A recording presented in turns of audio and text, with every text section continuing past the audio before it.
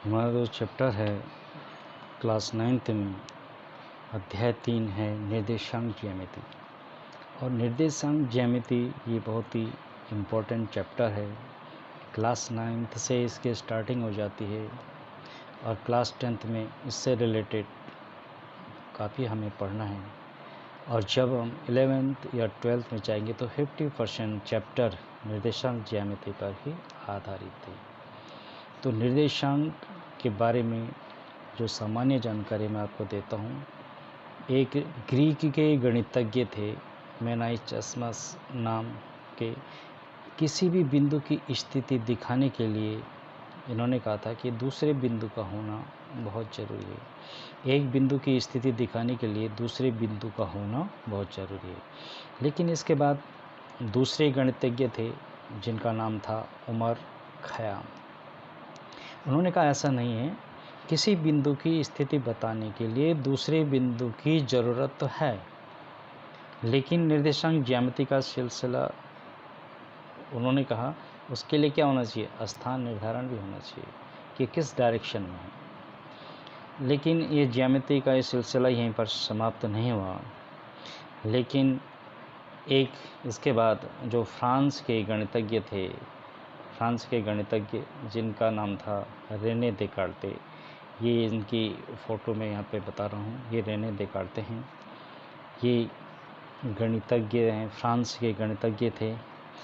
और इन्होंने निर्देशांक ज्यामिति में जो बिंदु की स्थिति के बारे में जानने के लिए हमको बताया कि किस तरह से हम बिंदु की स्थिति का निर्धारण कर सकते हैं। इनके बचपन की एक रोचक घटना है कि ये सुबह बिस्तर पर पड़े पड़े सोचते रहते थे, बिंदु की स्थिति का निर्धारण हम किस प्रकार करेंगे। निर्देशांक ज्यामिति में इन्होंने काफ़ी योगदान दिया है और आज हम इन्हीं के कारण जो है निर्देशांक ज्यामिति को पढ़ रहे हैं। और इन्होंने बताया था कि किसी बिंदु की स्थिति, यदि मेज़ पे कोई गिलास रखा है, कोई पेन रखा, तो उसकी स्थिति को बताने के लिए हम पहले क्या करेंगे, एक्स अक्ष और वाई अक्ष खींचते हैं। फिर इसको समान भागों में बांट करके पहले एक्स एक्स की तरफ चलेंगे, फिर वाई एक्स, और जहाँ पर एक दूसरे को प्रतिच्छेद करेंगे वही क्या कहलाएगा, इसके निर्देशांक कहलाएंगे। तो एक बार ये लेटे हुए थे बिस्तर पे, तो इनको छत में एक स्पॉट दिखाई दिया, एक दाग दिखाई दिया, बिंदु कह सकते हैं, एक बिंदु दिखाई दिया। और उन्होंने सोचा कि इस बिंदु की स्थिति को हम कैसे बता सकते हैं।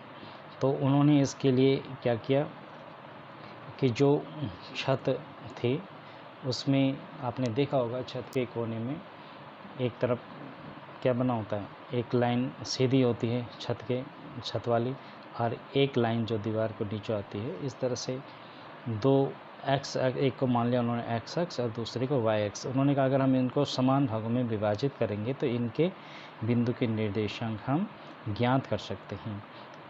तो इन्होंने जो छत की जो सीधी रेखा, क्षैतिज रेखा थी, उसको एक्स एक्स, और जो ऊर्ध्वाधर थी उसको वाई एक्स मान करके उसके समान भाग कर करके इनके बिंदु का निस्तारण कर लिया। और इसी के नाम से इसको ज्यामिति में इनका बहुत बड़ा योगदान रहा है। आगे निर्देशांक ज्यामिति के बारे में ये चीज़ है, देखो इन्होंने यही कहा था कि सबसे पहले हमारा काम क्या है, सबसे पहले हमने क्या करना है, इसको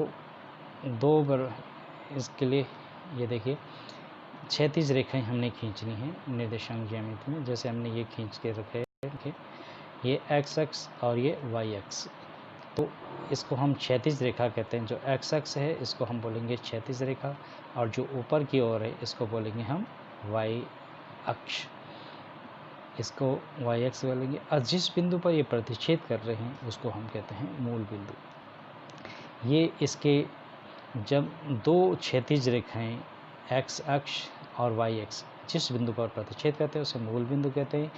और ये इसको 4 बराबर भागों में बांटता है। इन भागों को हम चतुर्थांश कहते हैं। तो जो पहला हिस्सा है इसको हम बोलेंगे प्रथम चतुर्थांश, दूसरा इसको बोलेंगे द्वितीय चतुर्थांश, और जो तीसरा है इसको बोलेंगे तृतीय चतुर्थांश, ये चौथा है चतुर्थांश।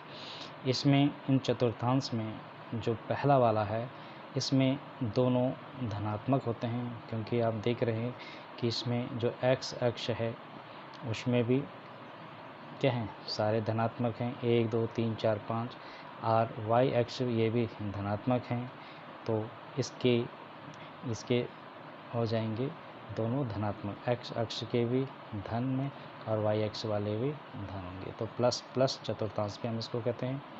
दूसरे चतुर्थांश में क्या होता है, जो पहला x के निर्देशांक हम लिखेंगे तो ये ऋणात्मक होंगे, क्योंकि x ये ऋणात्मक है और y धनात्मक है, तो इसके निर्देशांक भी हो जाएंगे ऋण और प्लस। तो x के निर्देशांक ऋणात्मक होंगे और y के निर्देशांक धनात्मक होंगे। जो हमारा तीसरा चतुर्थांश में, इसमें आप देख रहे हैं कि x अक्ष वाला भी ऋणात्मक है। इसको मैं इससे बताता हूँ आपको, इसकी सेटिंग। x अक्ष वाला भी क्या है, x अक्ष वाला भी